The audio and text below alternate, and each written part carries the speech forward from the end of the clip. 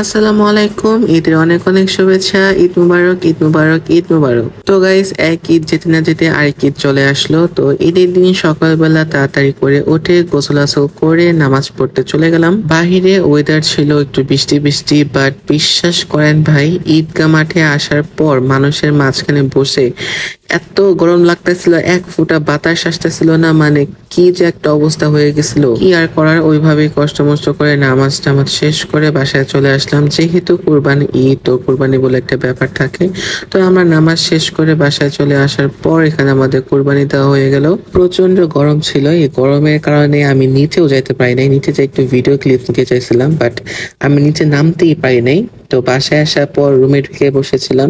মাঝখানে কতক্ষণ কারেন্টও আসলো না, আর এদিকে হচ্ছে আম্মু এখানে রান্না বান্না করতেছিল। সব গরমে এমনি অবস্থা খারাপ, তার মধ্যে মাঝখানে কিছুক্ষণ কারেন্ট ছিল না, তাহলে মেজাজটা কেমন খারাপ লাগে বলেন। আমি তো বাসায় ছিলাম আর শুধু ভাবতেছিলাম নিচে যারা এই গরমের মধ্যে কাজ করতেছে তাদের অবস্থাটা কি। সত্যি কথা বলতে এই কুরবানি ঈদটা আমার কাছে খুব প্যারা লাগে, মানে ঝামেলা লাগে। যদিও এরকম কাজটা আমি কিছুই করি না, তারপরেও সব মিলে আমার কাছে প্যারাই লাগে। কোরবানির ঈদটাতে আসলে অনেক ঝামেলা থাকে, তো রোজা ঈদের থেকে কোরবানি ঈদেও কাজ অনেক বেশি করতে হয়। আর এইদিকে দেখতে পারতেছেন আমরা যমুনাতে চলে আসছি। সো আমরা ঈদের দিন যাই নাই যমুনা, কারণ ঈদের দিন কাজ করে সবাই একদম টায়ার্ড থাকে।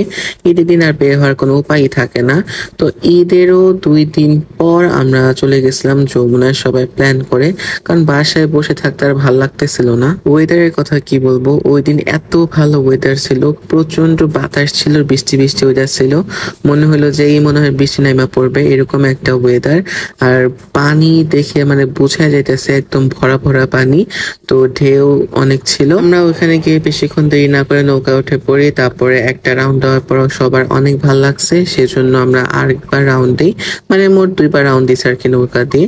আর এদিকে সন্ধ্যা সন্ধ্যা হয়ে গেছে, তো এখানে হচ্ছে আমরা সবাই মিলে খাওয়া দাওয়া করতেছিলাম।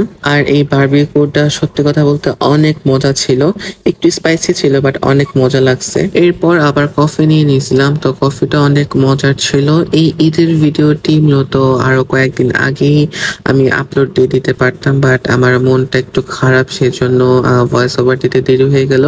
দ্যাটস ওয়াই ফাইনালি এডিট করে ভয়েস ওভার দিয়ে ছাড়তে পারতেছি ভিডিওটি। আমার ঈদের ঘোরাঘুরি এইটুকু ছিল। আপনাদের ঈদ কেমন কাটলো, কি করলেন, কোথায় কোথায় ঘুরলেন, চাইলে আপনারা আমার কমেন্ট বক্সে জানাতে পারেন।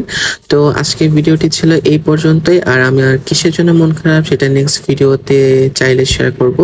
তো আজকে ছিল এই পর্যন্তই, দেখা হবে নেক্সট কোনো ভিডিওতে। সবাই ভালো থাকেন, সুস্থ থাকেন, আল্লাহ হাফেজ।